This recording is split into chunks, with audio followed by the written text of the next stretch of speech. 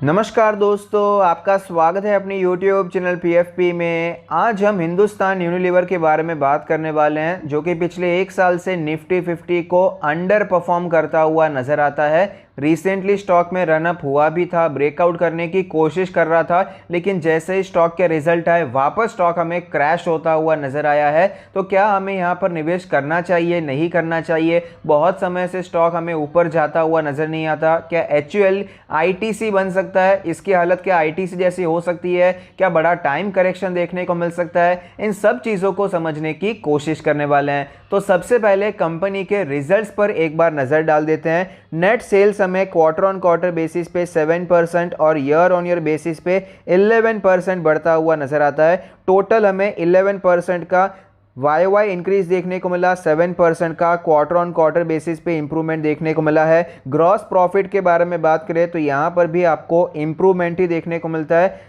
हालांकि gross margin के बारे में बात करें तो ईयर ऑन ईयर बेसिस पे मार्जिन हमें नीचे जाते हुए नजर आते हैं और क्वार्टर ऑन क्वार्टर बेसिस पे थोड़ा सा इंप्रूवमेंट देखने को मिला है। एबिटा मार्जिन के बारे में बात करें तो एबिटा मार्जिन में भी आपको सिमिलर केस नजर आता है। क्वार्टर ऑन क्वार्टर बेसिस पे इंप्रूवमेंट है, ईयर ऑन ईयर बेसिस पे गिरावट है। नेट प्रॉफिट के बारे में बात करें तो 11% का increase quarter on quarter basis और 7% का increase year on year basis पे देखने को मिला। और मार्जिन्स में हमें यहाँ पर सिमिलर सिचुएशन है। ईयर ऑन ईयर बेसिस पे मार्जिन नीचे गया है और क्वार्टर ऑन क्वार्टर बेसिस पे मार्जिन में हमें इंप्रूवमेंट देखने को मिलता है। तो ओवरऑल नंबर्स कोई बहुत ज़्यादा खराब देखने को नहीं मिलते हैं। ऐसा नहीं है कि प्रॉफिट कुछ ज़्यादा ही गिर गया हो या फिर मार्जिन बहुत ही ज़्यादा गिर गया हो। ऐसी खराब सिचुएशन फिलहाल तो यहाँ पर नज़र नहीं आती। सेगमेंटल परफॉर्मेंस के बारे में एक बार बात करें तो आप देख पाएंगे होम केयर में हमें 16% का YOY जंप देखने को मिला है और क्वार्टर बेसिस पे 1% का जंप है। ब्यूटी एंड पर्सनल केयर में आपको एक अच्छी ग्रोथ नजर आती है। फूड एंड रिफ्रेशमेंट में एक अच्छी ग्रोथ है।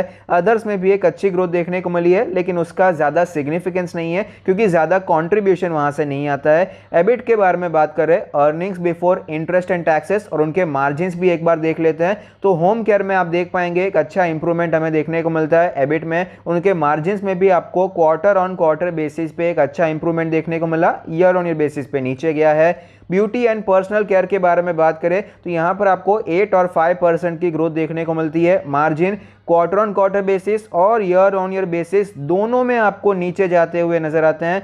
फूड एंड रिफ्रेशमेंट के बारे में बात करें तो यहां पर आपको एक्चुअली अच्छी ग्रोथ देखने को मिल रही है। कंट्रीब्यूशन सबसे ज्यादा तो ब्यूटी एंड पर्सनल केयर से ही आता है और यहां पर आप देख पाएंगे कि आपको गिरावट देखने को मिलती है मार्जिन्स में। ये जो सेगमेंट है अंडर परफॉर्म कर रहा है, ये एक पॉसिबल रीजन हो सकता है कि स्टॉक में भी अंडर परफॉर्मेंस क्यों देखने को मिल रहा है। लेकिन एक अच्छी बात यह है कि दूसरे सेगमेंट भी हमें ऊपर आते हुए नजर आते हैं। फूड एंड रिफ्रेशमेंट से कुछ सालों से रेवेन्यू प्रॉफिट लगातार बढ़ रहा है और आप देख पाएंगे मार्जिन्स में भी एक अच्छा इंप्रूवमेंट देखने को मिला है। अदर्स के बारे में बात करें तो यहां पर भी आपको एक अच्छा इंप्रूवमेंट देखने को मिलता है और मार्जिन्स में तो बहुत ही अच्छा इंप्रूवमेंट देखने को मिलता है। तो सेगमेंटल परफॉर्मेंस से हमें यह पता चलता है कि स्टॉक के जो ओवरऑल रिजल्ट्स देखे वो तो ठीक ठाक थे, लेकिन सेगमेंटल में ब्यूटी एंड पर्सनल केयर जहां से सबसे ज्यादा प्रॉफिट का कंट्रीब्यूशन है, उसके मार्जिन हमें क्वार्टर ऑन क्वार्टर बेसिस और ईयर ऑन ईयर बेसिस दोनों में नीचे जाते हुए नजर आए हैं। ये एक पॉसिबल रीजन हो सकता है कि स्टॉक में भी हमें यहां पर थोड़ी सी गिरावट देखने को मिली है। ऑपरेटिंग एनवायरनमेंट फिलहाल हमें इंप्रूव होता हुआ नजर आता है। इन्फेक्शन रेट हमें कम होता हुआ नजर आया। वैक्सीनेशन भी काफ़ी अच्छी हो चुकी है। मोबिलिटी प्री कोविड लेवल के 85% पे पहुंच चुकी है। ये सारी पॉजिटिव चीज़ है। इसके बावजूद HUL का जो मैनेजमेंट है वो कॉशियसली ऑप्टिमिस्टिक है नियर टर्म में। तो मैनेजमेंट की तरफ से कोई बहुत ज़्यादा पॉजिटिव कमेंट्री नहीं आ रही है। ये एक दूसरा रीज़न हो सकता है कि स्टॉक के रिजल्ट्स के बाद हमें स्टॉक में गिरावट देखने को मिली है।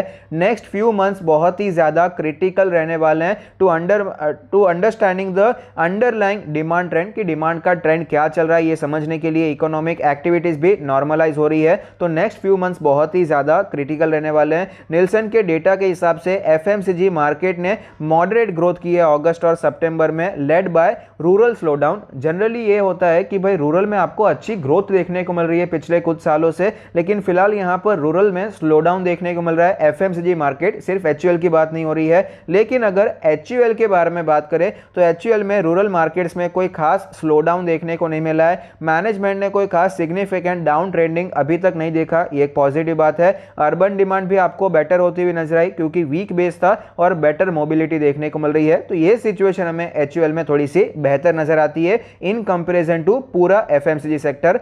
HUL फिलहाल कंज्यूमर सेंट्रिक इनोवेशंस पर भी हेवीली इन्वेस्ट कर रहा है, मार्केट डेवलपमेंट कैपेबिलिटीज पर इन्वेस्ट कर रहा है। फिलहाल 15% से ज्यादा का टोटल डिमांड डिजिटली कैप्चर होता है। Currently around 6.5 lakh retailers order through the Shikhar app, ये भी एक अच्छी बात है। This app is largely used by urban और सेमी अर्बन रिटेलर्स में यूज होता है। HUL इसे रूरल मार्केट में भी लेकर जाना पड़ता है जहां पर बहुत ही स्कोप है, इसे लेकर जाना चाहता है तो एक अच्छा स्कोप, अच्छी ग्रोथ हमें आगे आने वाले समय में HUL में दिखाई पड़ सकती है। पूरा FMCG सेक्टर एक्चुअली रूरल को ही मार्केट कर रहा है, रूरल को ही टारगेट कर रहा है, वहीं पर ग्रोथ करने की कोशिश कर रहा है क्योंकि कंपटीशन अर्बन में बहुत ज्यादा है। छोटी कंपनीज जो है रूरल में लोकल कंपनी ज्यादा दिखाई पड़ती हैं, लेकिन ये बड़ी कंपनी जाएगी तो मार्केट शेयर कैप्चर करना काफी ज्यादा इजी हो जाएगा क्योंकि उनको ये सब परवड़ता है, अफोर्डेबल है। इनका जो डिस्ट्रीब्यूशन नेटवर्क होता है वो काफी ज्यादा स्ट्रांग होता है। तो रूरल नेटवर्क पे ये सारी चीजें लेकर जाना चाहते हैं HUL वाले, ये ग्रोथ को ट्रिगर करता हुआ नजर आ सकता है। HUL का एक एग्रेसिव लॉन्च प्लान भी है इन प्रीमियम ब्यूटी स्पेस, तो ये भी अच्छा है। प्रीमियम मार्केट में जब काम करते हैं तो मार्जिन आपको बहुत अच्छे मिलते हैं। On the back of agile innovations and nano products, अभी फिलहाल GSK के यहाँ पर कुछ प्रोडक्ट्स भी इन्होंने खरीद लिए हैं। हॉर्लिक्स और बूस्ट एक बहुत ही स्ट्रॉन्ग ब्रांड है और इनका मार्केट पेनिट्रेशन आपको सिर्फ 25% का नजर आता है। तो यहाँ पर भी बहुत ज़्यादा स्पेस है ग्रोथ के लिए, जो कि एक वाइड डिस्ट्रीब्यूशन नजर आ सकता है और इनका रिटेल रीच हमें बढ़ता हुआ नजर आ सकता है। HUL continues to focus on delivering volume led competitive and profitable growth, जो कि मेरे हिसाब से इंपॉर्टेंट है। एक लेवल पर जब कंपनी पहुंच जाती है तो वॉल्यूम्स में ग्रो कर पाना बहुत ही ज़्यादा मुश्किल होता है, स्पेशली FMCG सेक्टर में जहां पर हम लिमिटेड इस्तेमाल करते हैं सारी चीज़ें। सपोज हम यहां पर ब्रश कर रहे हैं तो रोज़ 3-4 बार तो नहीं करेंगे, ज़्यादा से ज़्यादा 2 बार करेंगे, उससे ज़्यादा हम यूजेज नहीं कर सकते हैं। वॉल्यूम की एक यहाँ पर लिमिट हो जाती है, उसके बाद प्राइस ही आपको इंक्रीज करना पड़ता है। लेकिन नया मार्केट शेयर कैप्चर करके आप वॉल्यूम को इंक्रीज कर सकते हैं। जो HUL का फोकस आपको वहीं पर नजर आता है, ये वॉल्यूम लेड कॉम्पिटिटिव और प्रॉफिटेबल ग्रोथ करना चाहते हैं। कमोडिटी के प्राइसेस बढ़ चुके हैं तो मार्जिन पर आपको इम्पैक्ट ऑफकोर्स देखने को मिलेगा, प्रेशर आपको कंटिन्यू रहता हुआ नजर आ सकता है। लेकिन HUL प्लान कर रहा है टैकल करने का with change in product means judicious pricing and tight cost control. हमने फिलहाल भी देखा पूरा, अगर हम HUL का रिजल्ट देखते हैं तो वहां पर आपको मार्जिन में कोई बड़ा सा इंपैक्ट ऐसा देखने को नहीं मिलता जितना दूसरी कंपनीज में देखने को मिल जाता है। जो इंपैक्ट हमें देखने को मिला है सेगमेंटल परफॉर्मेंस में आपको ज़्यादा देखने को मिलता है, एक दूसरे को बैलेंस करते हुए नजर आ रहे हैं। ब्यूटी में से जो मार्जिन आता था वो कम हो चुका है, लेकिन बाकी सेगमेंट में आपको बढ़ता हुआ नजर आता है। तो ओवरऑल कंपनी के जो मार्जिन हैं बहुत ज़्यादा इंपैक्ट नहीं हुए हैं, लेकिन ऑफकोर्स मार्जिन यहाँ से बढ़ जाएंगे फटाफट, इसके चांसेस कम है क्योंकि इन्फ्लेशन काफ़ी ज़्यादा नजर आता है। यहाँ पर कमोडिटी के प्राइसेस बहुत ही ज़्यादा बढ़ चुके हैं, तो ऑफकोर्स आपको कुछ टाइम के लिए यहाँ पर प्रेशर देखने को मिल सकता है, जो कि पूरे FMCG सेक्टर के लिए एक अच्छी बात बनकर नहीं आती है। तो ओवरऑल बिजनेस के लिए तो यहाँ पर थम्स अप देना ही पड़ेगा, अच्छी ग्रोथ यहाँ पर नजर आती है। कंपनी के जो प्लान्स हैं लॉन्ग टर्म के लिए अच्छे हैं, लेकिन जो मैनेजमेंट की कमेंट्री है शॉर्ट टर्म के लिए, नियर टर्म के लिए इतनी ज़्यादा अच्छी नज़र नहीं आती है। तो ये पूरी सिचुएशन हमें बिजनेस फंडामेंटल्स में दिखाई पड़ती है। स्टॉक के बारे में बात करें तो 2396 का लास्ट ट्रेड प्राइस है, जो कि 1.65% नीचे है। 5,72,000 करोड़ की दिग्गज मार्केट कैप है। 68 का PE रेशियो नजर आता है, जो कि हायर साइड पे है। वैसे तो पूरा FMCG सेक्टर ही आपको 40-50 के PE रेशियो पर नजर आता है, लेकिन HUL, नेस्ले जैसी जो वेल एस्टैब्लिश्ड कंपनी जहां पर अच्छी ग्रोथ देखने को मिल रही है, उससे भी ज्यादा महंगे वैल्यूएशन पे ये ट्रेड करते हुए नजर आते हैं। फाइनेंशियल ट्रेंड के बारे में बात करें तो क्लियरली हमें पता चलता है बहुत अच्छी ग्रोथ देखने को मिल रही है। 2021 में 2020 में आपको अच्छी ग्रोथ देखने को मिली। कोविड की सिचुएशन को भी इन्होंने पीछे छोड़ दिया है। रेवेन्यू और प्रॉफिट दोनों साथ में बढ़े हैं, ये और भी ज़्यादा पॉजिटिव बात बनकर आती है। स्टॉक के चार्ट पर हमें क्लियरली पता चलता है कि पिछले एक साल में कोई सिग्निफिकेंट मूव आपको देखने को नहीं मिलता। 2100 2200 के लेवल से स्टॉक हमें ऊपर जाता हुआ नजर आया था, 2800 तक गया, फिर गिरावट ही देखने को मिली है और फिलहाल स्टॉक 2400 के आसपास आपको ट्रेड करता हुआ नजर आता है। तो क्लियरली हमें पता चलता है ज़्यादा मूवमेंट नहीं हुआ है। वीकली चार्ट के बारे में बात करें तो आप देख पाएंगे वीकली चार्ट पर भी हमें नजर आता है 2019 के बाद स्टॉक की जो मूवमेंट थी थोड़ी सी स्लो हो गई थी, थोड़ा सा स्लो हो चुका था। इसमें जो स्विंग्स आ रहे थे बहुत बड़े आ रहे थे, लेकिन स्लोली ग्रेजुअली 5% ये इसका जो लो है ऊपर शिफ्ट होता जा रहा था। हर टाइम इसका लो ऊपर शिफ्ट भी हो रहा था, ये भी मैं आपको दिखाना चाहूंगा। हर टाइम अप्रोक्सीमेटली 50 रुपीज से इसका लो ऊपर आपको शिफ्ट होता हुआ नजर आता था, लेकिन इसमें टाइम बहुत लग जाता था। ये 50 रुपीज के शिफ्ट के लिए 5 से 6 महीने लग जाते थे। तो ओवरऑल आपको 2-3 साल में कोई बड़ी ग्रोथ देखने को नहीं मिली है। जिस प्रकार की ग्रोथ आपको मार्केट में नजर आती है, निफ्टी 50 इंडेक्स में नजर आती है, उस प्रकार से एचयूएल आपको अंडर परफॉर्म करता हुआ नजर आ रहा है, उसमें कोई डाउट नहीं है। मंथली चार्ट के बारे में बात करें तो आप देख पाएंगे फिलहाल यहाँ पर एक बहुत ही अच्छी सिचुएशन देखने को मिल रही थी। एक ब्रेकआउट होता हुआ नजर आ रहा था, लेकिन वो सस्टेन नहीं हो पाया और वापस स्टॉक में गिरावट देखने को मिल रही है। तो अब यहाँ पर ये गिरावट क्यों हो रही है, पिछले कुछ साल से ये स्लगिश क्यों हो चुका है, उसके बारे में हम पहले भी एक बार चर्चा कर चुके हैं, लेकिन इसका रीजन मैं आपको एक और बार समझाना चाहूंगा। यहाँ पर डिटेल में चर्चा करें तो इस पॉइंट को भी एक बार कवर कर लेते हैं। तो यहाँ पर आप देख पाएंगे स्टॉक में हमें जो ग्रोथ देखने को मिली थी 2016 में भी स्टॉक शांत हो गया था। बाद में ये 600 700 800 के लेवल से स्टॉक हमें सीधा भागता हुआ नजर आया। 2-3 साल में स्टॉक हमें डबल होता हुआ नजर आया, 150% के अच्छे रिटर्न्स देखने को मिले। और उसके बाद एक्सपेक्टेड ही होता है कि लार्ज कैप कंपनी थोड़ा सा साइडवेज हो जाएगी, कोई बुरी बात नहीं थी। एक साल के लिए साइडवेज हो गया, लेकिन ये साइडवेज मूवमेंट आपको अभी भी कंटिन्यू रहता हुआ नजर आता है। आप इसे साइडवेज कह सकते हैं या फिर स्लो ग्रोथ कह सकते हैं, एक ही बात है। निफ्टी को अगर हम कंपेयर करते हैं तो इस हिसाब से फिलहाल तो साइडवेज जैसा ही दिखाई पड़ता है।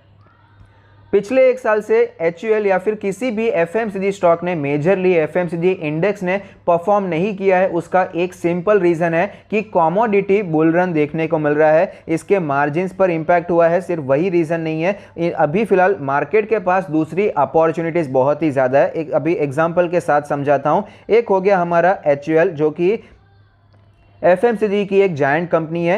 एचयूएल एफएमसीजी कंपनी है, इसके जो प्रोडक्ट्स हैं रेगुलरली यूज होते हैं, ऑल वेदर कंपनी है। कुछ भी हो जाए, कोविड भी आया था तब भी इसका बिजनेस तो चलने ही वाला था। लोगों को खाने पीने की जरूरत है, नहाने की जरूरत है, साबुन लेंगे, शैम्पू लेंगे, ब्रश लेंगे, सब कुछ, ये सारी जो रोज की जिंदगी में हमें जो सारी चीजें चाहिए ये तो लेते ही हैं। तो यहाँ पर आपको एक अच्छी खासी ग्रोथ देखने को मिलती है। लॉन्ग टर्म में धीरे धीरे ग्रेजुअली स्टॉक्स आपको ऊपर जाते हुए नजर आते हैं। बिजनेस फंडामेंटल्स अगर स्ट्रांग हो जाते हैं तो उसके बाद ऐसे स्टॉक्स में ज्यादा टेंशन लेने की जरूरत नहीं होती है। ग्रेजुअली ये स्टॉक हमें ऊपर जाते हुए ही नजर आते हैं। तो ये होते हैं ऑल वेदर स्टॉक। लेकिन फिलहाल कमोडिटी का बुल रन चल रहा है। तो दूसरा एग्जाम्पल है मेटल सेक्टर, उसमें टाटा स्टील का अगर हम एग्जाम्पल लेते हैं तो बहुत ही अच्छा यहाँ पर रिजल्ट भी आपको दिखाई पड़ता है। तो यहां पर टाटा स्टील, जो कि एक साइक्लिकल नेचर वाला स्टॉक है, साइक्लिकल सेक्टर वाला स्टॉक है, यहां पर जब समय होता है तो बहुत अच्छा समय होता है।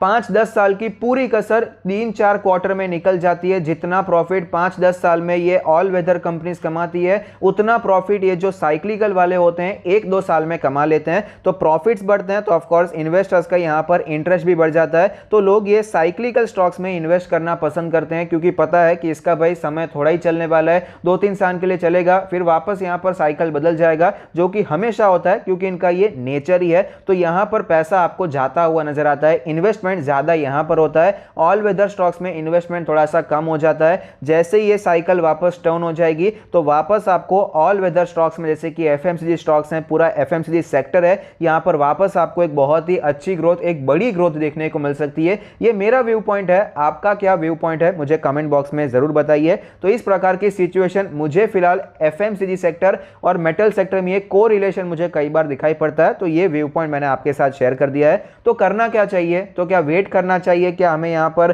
सिर्फ मेटल सेक्टर में इन्वेस्ट करना चाहिए, क्या हमें एफएमसीजी सेक्टर में पर्टिकुलरली एचयूएल में इन्वेस्ट नहीं करना चाहिए? ऐसा बिल्कुल भी नहीं है। हम यहाँ पर भी ऑफकोर्स इन्वेस्टमेंट कर सकते हैं और एक्चुअली ये अच्छा टाइम है जहाँ पर आप अच्छे प्राइस पर इन्वेस्टमेंट कर सकते हैं। स्टॉक भाग जाता है उसके बाद इन्वेस्टमेंट करने से अच्छा है कि अच्छे क्वालिटी स्टॉक्स को टाइम करेक्शन के वक्त या फिर प्राइस करेक्शन के वक्त आपको खरीदना चाहिए। और फिलहाल तो एचयूएल में टाइम करेक्शन ही चलता हुआ नजर आता है। यहाँ पर कोई बड़ी गिरावट हो जाएगी, प्राइस करेक्शन हो जाएगा, ये स्टॉक कुछ 1500-1800 के लेवल पर आ जाएगा, उसके चांसेस मुझे बहुत ही ज़्यादा कम नजर आते हैं। 99.99% चांसेस हैं कि इसी प्रकार से आपको ये 6-12 महीने तक शायद ऐसे ही कंटिन्यू नजर आएगा। थोड़ा ऊपर जाएगा, 50 रुपए इसका जो लो है ऊपर शिफ्ट होता जाएगा, इसी प्रकार की मूवमेंट देखने को मिलेगी। लेकिन जो रियल लॉन्ग टर्म इन्वेस्टर हैं, जो यहाँ पर 10 साल 15 साल 20 साल का सोचते हैं, उनके लिए ये एक अच्छी अपॉर्चुनिटी है। जब साइकिल बदलेगी उसके बाद कुछ चेंजेस नहीं करने होते, पहले से पोर्टफोलियो को एक बैलेंस्ड बनाकर रखना होता है। आपको स्टेबलाइज वाले स्टॉक भी चाहिए और ग्रोथ वाले एक्सपोनेंशियल जो मोमेंटम वाले होते हैं वो भी होने चाहिए। तो ये स्टेबलाइज करने वाला स्टॉक है जो कि आगे आने वाले समय में आपको अच्छे रिटर्न्स बनाकर दे सकता है। अगर आपका विजन सिर्फ 1 साल का है या फिर 2 साल का है तो शायद आपको इतने अच्छे रिटर्न्स यहां से ना मिले जितने आपको दूसरे स्टॉक्स में मिल सकते हैं। लेकिन लॉन्ग टर्म व्यू के हिसाब से यहां पर खरीदारी करना बनता है। कई लोग यहाँ पर ये भी एक टेंशन हो चुका है कि क्या ये अगला आईटीसी बनने वाला है, क्या आईटीसी जैसे ये भी स्टॉक अभी ठंडा पड़ने वाला है। तो यहाँ पर ठंडा पड़ने का रीज़न मैंने आपको ऑलरेडी बताया है। आईटीसी का अलग रीज़न है, वहाँ पर ईएसजी नॉर्म्स भी यहाँ पर एप्लीकेबल हो रहे हैं, वो भी एक रीज़न है। बाकी वैल्यू अनलॉकिंग नहीं हो पा रही है। एचयूएल में ये सारे रीजन हमें दिखाई नहीं पड़ते हैं। तो नेक्स्ट आईटीसी बनेगा उसके चांसेस भी यहाँ पर काफ़ी ज़्यादा कम नज़र आते हैं। अभी टाइम करेक्शन चलेगा, लेकिन लॉन्ग टर्म इन्वेस्टर्स के लिए करंट मार्केट प्राइस बहुत अच्छा है। करंट मार्केट प्राइस से आप खरीदारी कर सकते हैं और हर 8 से 10% के करेक्शन पे आप यहां पर एक्यूमुलेशन करने के बारे में सोच सकते हैं। एलोकेशन का ध्यान रखना है, पूरा पैसा यहां पर लगाने की कोई जरूरत नहीं है। जो अपना 4-5% जो भी आपने सोचा है पूरे पोर्टफोलियो का एलोकेट कर दीजिए। इस प्रकार से आप इन्वेस्टमेंट कंटिन्यू कर सकते हैं। तो अगर आपको ये वीडियो अच्छा लगता है तो प्लीज कोई फीडबैक दीजिए। Thank you, stay happy, happy investing.